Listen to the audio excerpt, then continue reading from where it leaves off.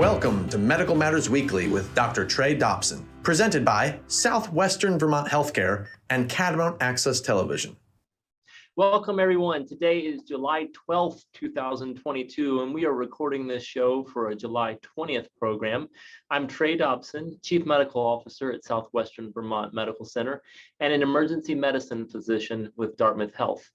And this is Medical Matters Weekly. It's a show about the aspects of healthcare that matter to you most. And my guest today is Dr. Esther Sternberg. She is a researcher, author, and professor at the University of Arizona, which I believe, are you in Arizona right now, Esther? No, I am in Vermont, as you can see out the window. Beautiful. That is awesome. Well, thank you. Not the desert. And welcome to the show. Thank you. It's a pleasure to be here.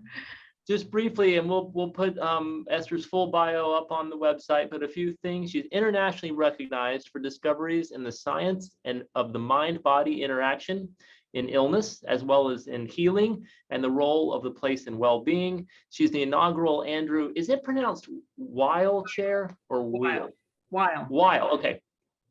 Certainly heard of Dr. Andrew Weil many times, but I've actually never known how to pronounce his name.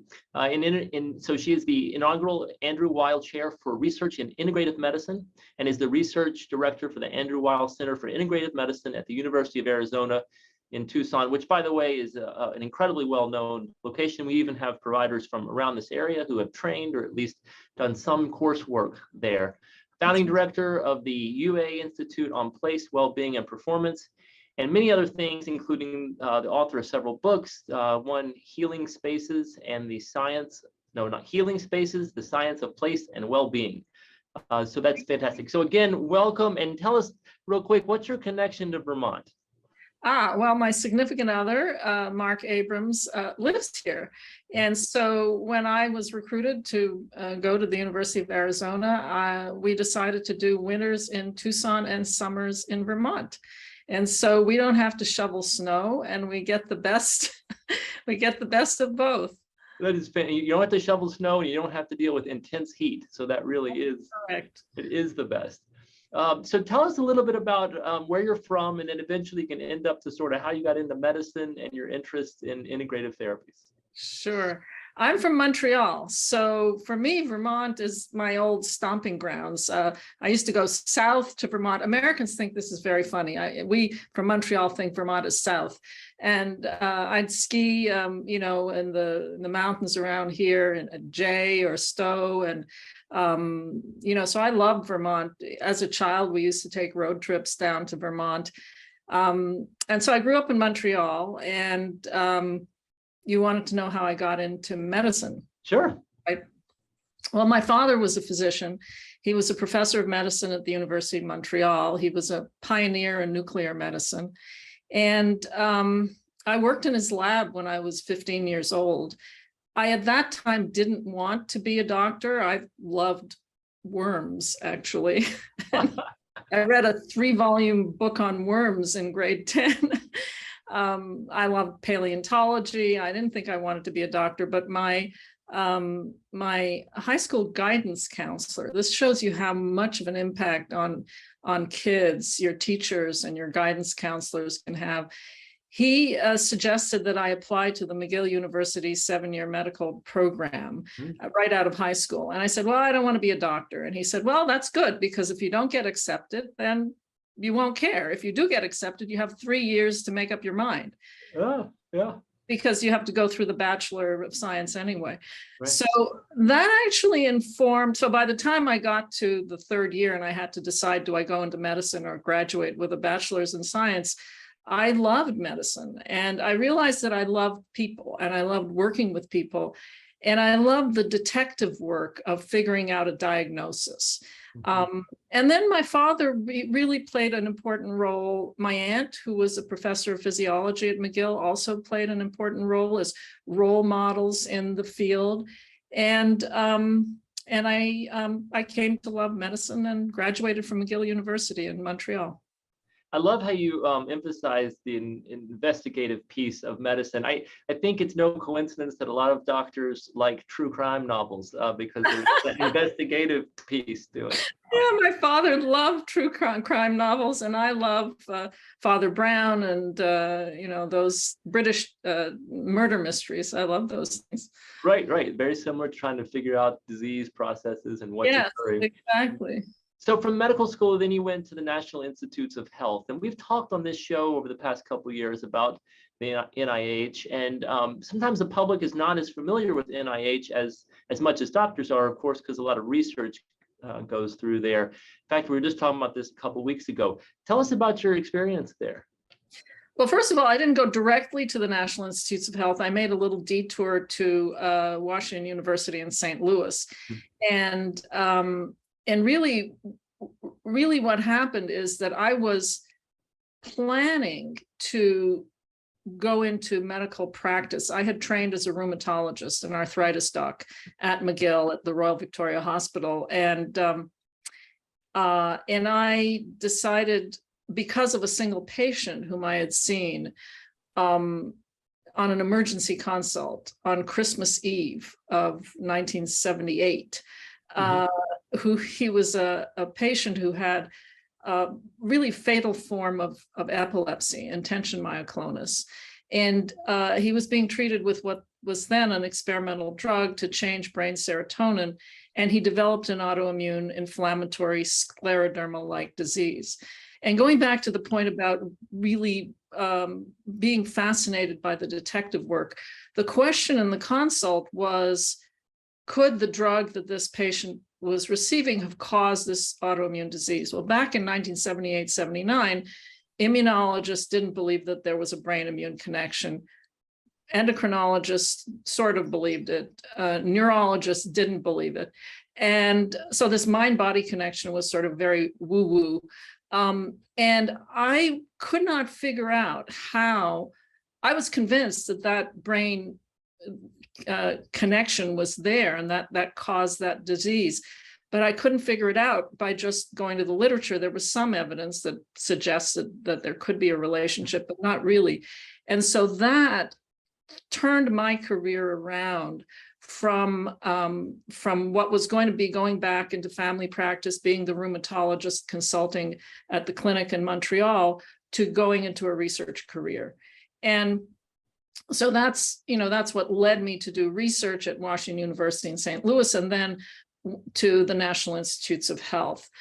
The National Institutes of Health has two pieces, which again, actually even academic physicians are not often aware of. There's the intramural research program, which is where the researchers are, and there is the extramural research program, which is the part of NIH, the vast majority of NIH, that supports research through grants to universities all over the country and in fact around the world.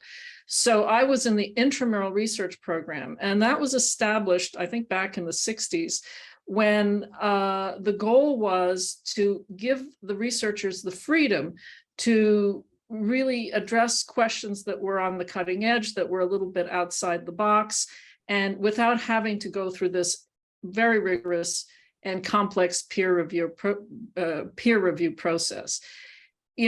Over the years, the intramural program now matches the extramural program, and there is the similar, almost identical peer review process.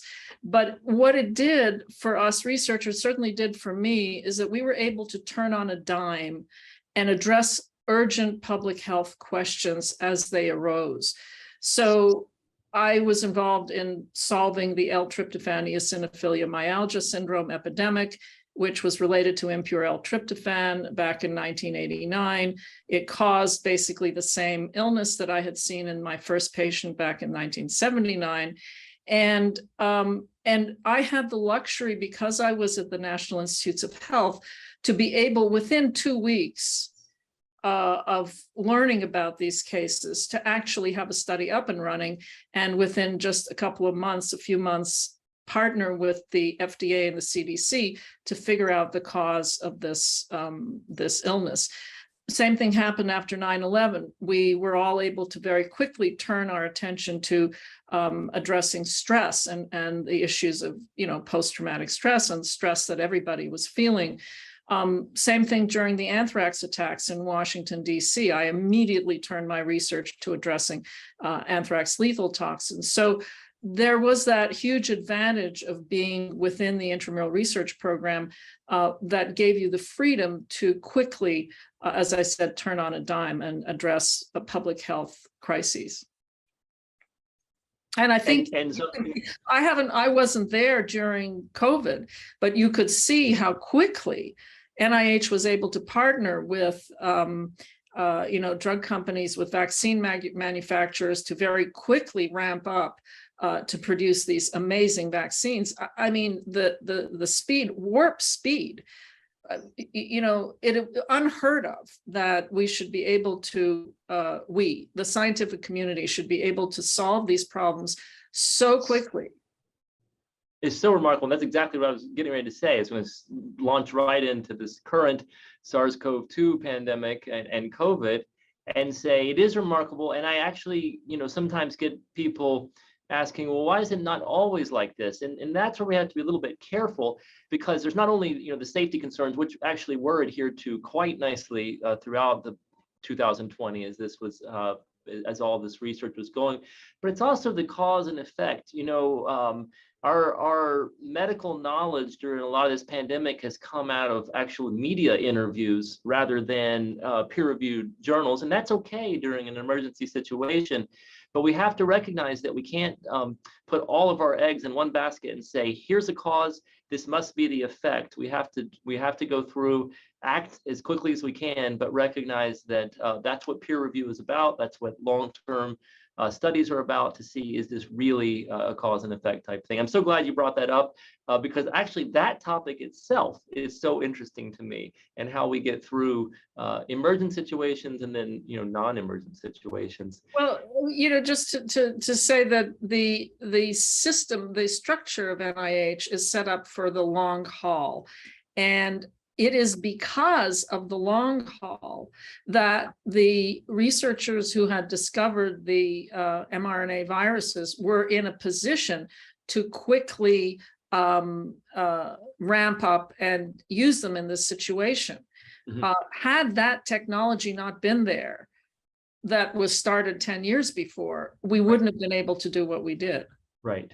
So remarkable. So let's talk about those connections between stress, emotions, and health. I think that, you mentioned in the 70s there was quasi acceptance. I think now there's almost universal acceptance that in some way they're related. What are your thoughts and how you've sort of solidified the science behind these concepts? Well, I'll go back to what I did when I got to NIH. I was so convinced about this connection because of that single patient that I began studying, actually when I was in St. Louis, began putting the nerve chemical serotonin on macrophages in tissue culture, so immune cells. And when I was in St. Louis, I could see that that this serotonin, this neurotransmitter, activated macrophages. Macrophages are the kind of immune cell that goes into a wound right away, and they gobble up they're like garbage collectors. They gobble up the stuff and clear things away, and then they become activated and they bring in the other immune cells like T cells, lymphocytes, and so on.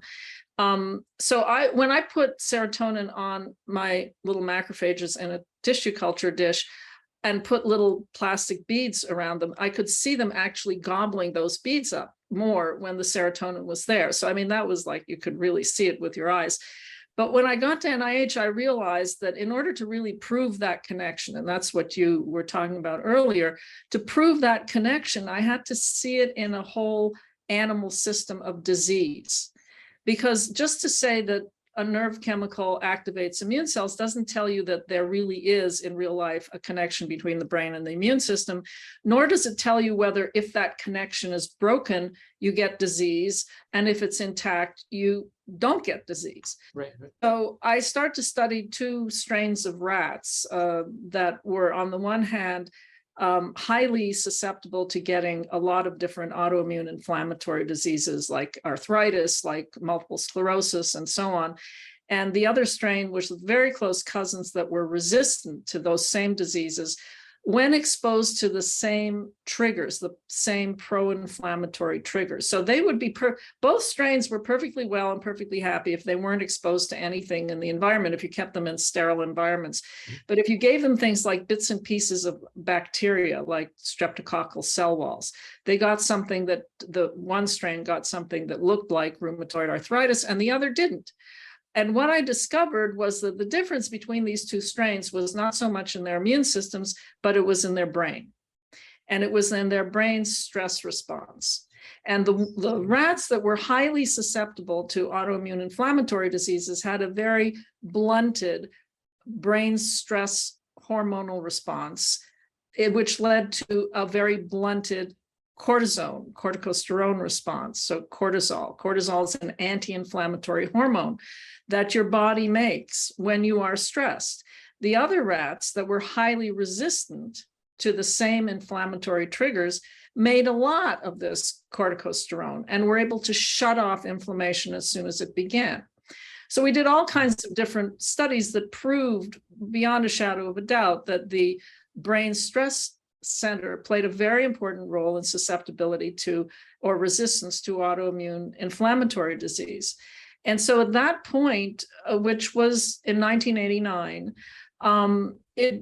there began to be, and I wasn't the only researcher who was studying this brain immune connection. There are many ways in which the brain and the immune system talk to each other.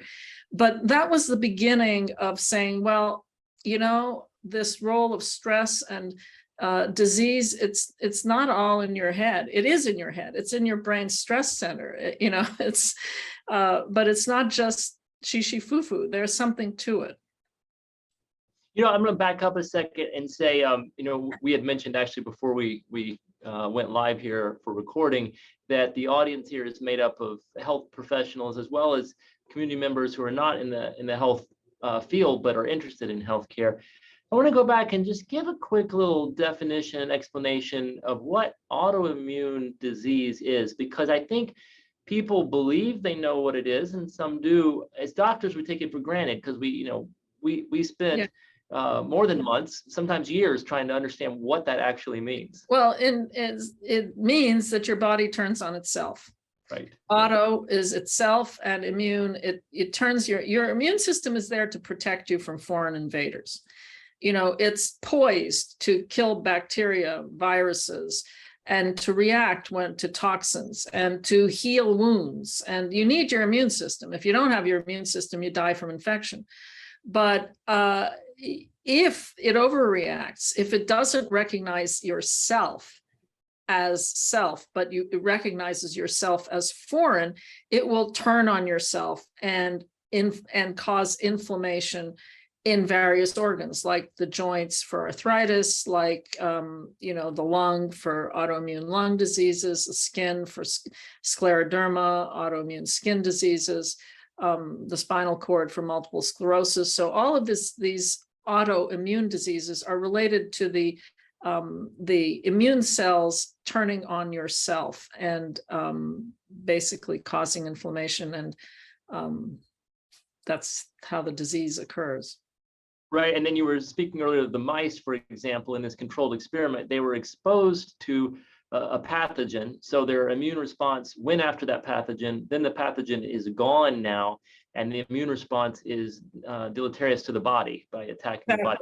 That is exactly it. Yeah, I just given that background because I've always found it fascinating.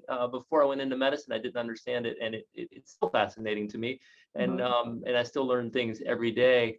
So let's talk a little bit about the term integrative medicine, sort of back to your initial bio that I was given. Is that a useful term, and what does it really mean? It's an extremely useful term. In fact, Andy, we call him Andy, Dr. Andrew Weil, actually coined the term way back a couple of decades ago. And the reason is because, again, 30 years ago, it was called this field of taking traditional medical practices, whether they're mind-body practices like yoga, tai chi, meditation, acupuncture, or whether they're traditional herbal treatments. That was called complementary and alternative medicine. And alternative implies that you're not going to use the state-of-the-art advances of conventional medical, space age medicine, that you're instead going to throw all that stuff out and instead use these alternative treatments. Well, the goal is not to do that. The goal is to combine the best of both worlds. If you have cancer, you really do need to get cancer therapy. If your gallbladder is inflamed, you need to get that gallbladder out. The surgery needs to be done. The pharmaceutical advances for many different diseases are almost miraculous, and we need to use those. But at the same time, you want your body to be able to receive those treatments in the most effective way. You want to be as resilient as you can be in order to allow those treatments to heal. And we talked about the stress response and illness. Well, we know that chronic stress predisposes to increased frequency and severity of viral infections, reduced take rate of vaccines, speeding of some kinds of cancer growth, speeding of chromosomal aging, slowing of wound healing. So anything that you can do to reduce that load of stress on your immune system, on your body, will help you to then heal together with the advances of modern medicine. And that's integrative medicine. That's integrative medicine. It's to integrate. The idea is to integrate all of the above, and also to prevent illness, to prevent disease. Right. So talk to us a little bit then about what your research and current literature supports in regards to one's environment and how that affects somebody's ability to heal. So when I was at NIH, the then director of research for the U.S. General Services Administration that builds and operates all non-military federal buildings, over 370 million square feet of office space and over 1 million office workers. Kevin Kampschor came to me and asked at NIH, would I help him to figure out how the built environment impacts the health, well-being, and productivity, ultimately, of the office workers that he oversees. And so we began a series of studies, this was back in 2000, using wearable devices to measure the impacts of built office environments mostly on stress, but also on mood and whatever we could measure. And when I moved to the University of Arizona, I continued that work. And we studied ultimately 5 federal buildings, 1 private sector building, using the same methods of measuring the stress response, physical activity, sleep quality, posture, in response to up to 11 different environmental attributes in real time. And so we really developed a prescription for a healthy building, for a well-being building. How do you create environments that optimize health and well-being? Because, health is far more than the biomedical model of health. Health includes everything around you, all the people you interact with, all the physical environment that you're in. And we can't do much about certain things that cause stress, but we can certainly change the physical environment to minimize the amount that it contributes to stress. And it does contribute to stress if it's not designed right. Absolutely. We don't have much time. I'm going to shift gears to this one question or issue that's come up that I've seen during the pandemic. And I just want to bring it out. Let me try to explain it and see if you've seen it. So society is, and the practice of medicine are much more acceptive in the last decade, let's say, of integrative medicine, but not only integrative medicine, just one's own well-being, athleticism, activities, food intake, and environmental stress to help in the healing process and prevent disease. But there's been this unfortunate, sometimes side effect, I will use that term, And it happened during the pandemic, where if you do get disease, then you must not have been doing a good job. And I started seeing that on some websites when I was, doing leading the COVID initiative here. I'd have to do a lot of research, and I'd find these almost websites that were degrading towards people who caught COVID. And it's just something we have to watch out for, because you can be very healthy, you can eat well, and you can still succumb to disease. And I think that just goes back to the fact that integrative medicine is the term is correct. It's integrative. You're using everything to help prevent and fight disease. Well, I agree with you 100%. And when I talk to people, I tell them it's not your fault, right? It's not your fault. You've done what you can.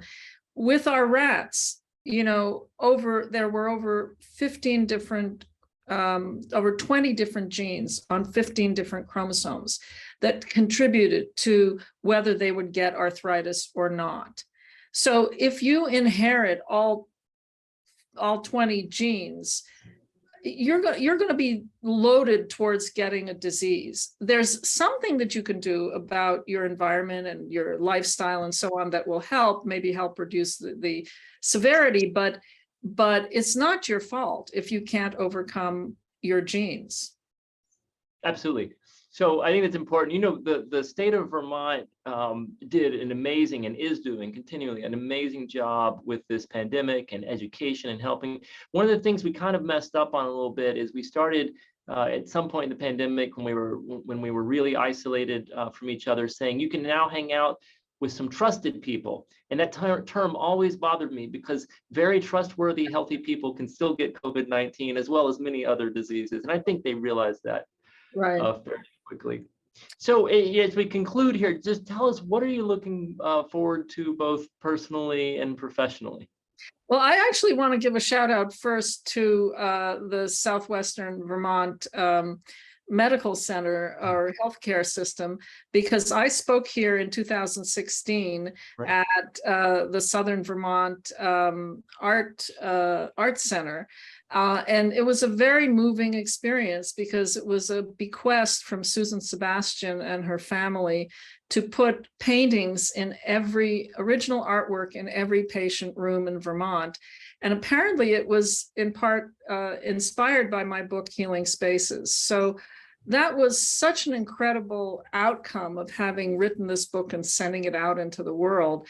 And creating spaces that are healing for patients who are in hospital. So what am I looking forward to? I'm writing another book, which will be a follow-on to the last book, and I'm enjoying writing it here in this beautiful state of Vermont. That is fantastic. And yes, you asked me in the very beginning. I do remember very much now, the 2016. We'll have to have you back now after this book. Yes, I will. Well, thank you again for joining us on Medical Matters Weekly. We really appreciate it. Well, I really enjoyed talking to you. Thank you so much. I also thank Mike Cutler from CAT TV and all the staff and crew at CAT TV, Ray Smith from Southwestern Vermont Healthcare, Ashley Jowett from Southwestern Vermont Healthcare. I'm Trey Dobson. Go out and find joy in everything you do, even in the face of adversity, and we will see you again next week.